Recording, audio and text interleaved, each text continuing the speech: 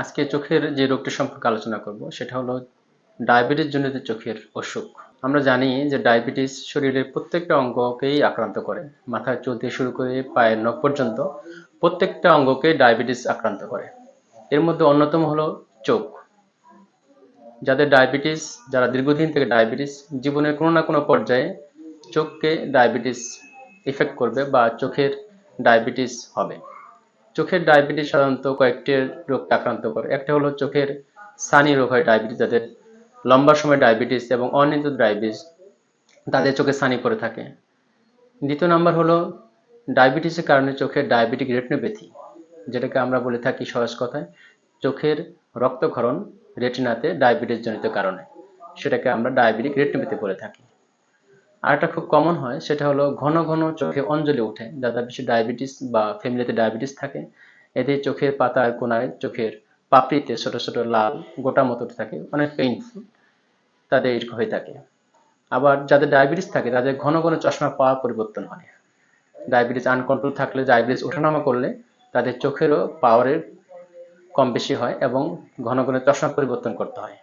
অনেক সময় এই চশমা পরিবর্তন দেখেও আমরা এটাকে রোগ নির্ণয় করতে পারি যে ওনার ডায়াবেটিস থাকতে পারে। মূলত এই কয়েকটা জিনিসই ডায়াবেটিস থেকে হয়ে থাকে। সবচেয়ে বেশি কমন যেটা সেটা হলো চোখের ডায়াবেটিক রেটিনোপ্যাথি। 2 নম্বর হলো চোখের ছানি পড়া। আজকে আমরা ছানি সম্পর্কে আলোচনা করব না, আজকে আমরা আলোচনা করব ডায়াবেটিস জনিত চোখের রেটিনার রক্তক্ষরণ, যেটাকে আমরা ডায়াবেটিক রেটিনোপ্যাথি বলে থাকি।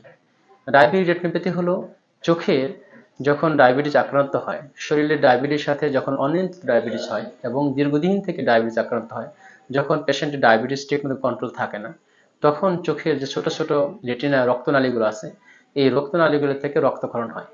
কারণ ডায়াবেটিস হলে চোখে যে ছোট ছোট রক্তনালীগুলো আক্রান্ত হয় এবং রক্তনালীগুলো অনেক ভঙ্গুর হয়ে থাকে। খুব সহজে ডায়াবেটিস যখন আনকন্ট্রোল থাকে, অনিয়ন্ত্রিত থাকে, তখন এই ছোট ছোট রক্তনালী থেকে রক্ত বের হয় এবং রক্তের সাথে অনেক চর্বি বের হয় এবং পানিও বের হয়, যেগুলো রেটিনার মধ্যে জমে চোখের ছবি তৈরিতে বিঘ্ন ঘটায়। কারণ আমরা জানি চোখের রেটিনাটা অনেক স্বচ্ছ থাকে। রেটিনাটা হলো ক্যামেরার ফিল্মের মতো, ফিল্ম যত পরিষ্কার থাকবে তত ভালো ছবি উঠবে।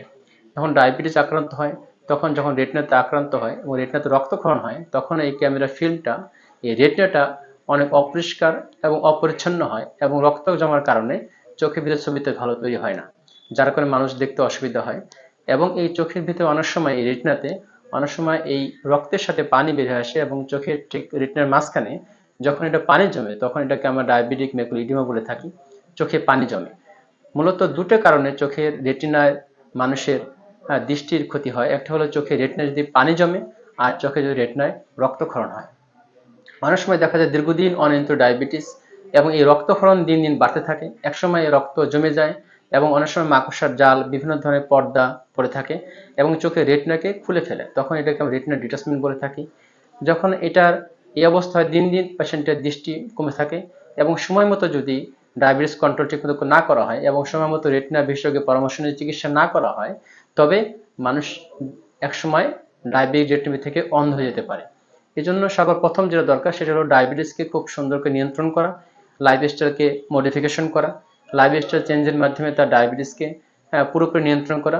2 নম্বর হলো রেটিনা বিশেষজ্ঞের পরামর্শ নেওয়া, চক্ষু বিশেষজ্ঞের সাথে সাথে যিনি রেটিনা বিশেষজ্ঞ তাকেও তার ডায়াবেটিস জনিত রেটিনোপ্যাথির কারণে রেটিনা তাকে দিয়ে পরীক্ষা করানো। যদি পেশেন্টের ডায়াবেটিস রেটিনোপ্যাথি থাকে, তার পরামর্শ অনুযায়ী চিকিৎসা করানো এবং ডায়াবেটিসকে নিয়ন্ত্রণ করা। যদি ডায়াবেটিস রেটিনোপ্যাথি ইনিশিয়াল পর্যায়ে খুব আর্লি স্টেজ আমাদের আসে, যখন পেশেন্টের কেবল একটু একটু রক্তক্ষরণ হচ্ছে, এ পরীক্ষা করানো যে তার ডায়াবেটিস রেটিনোপ্যাথি আছে কিনা সেটাকে নির্ণয় করা এবং তার পরামর্শ অনুযায়ী রেগুলার ফলো আপে থাকা। যদি পেশেন্ট ঠিকমতো ডায়াবেটিস কন্ট্রোল করে এবং যদি ঠিকমতো সে ডায়াবেটিস জীবনযাত্রাকে সুন্দরভাবে নিয়ন্ত্রণ করে এবং চক্ষু বিশেষজ্ঞের পরামর্শ, রেটিনা বিশেষজ্ঞের পরামর্শ অনুযায়ী সে চলে এবং ঠিকমতো চক্ষু পরীক্ষা করে এবং তার নির্দেশনা অনুযায়ী চোখের ট্রিটমেন্ট করে, সে বাকি জীবন সে সুন্দর দৃষ্টি উপভোগ করতে পারবে। আজকে এই পর্যন্তই, ধন্যবাদ।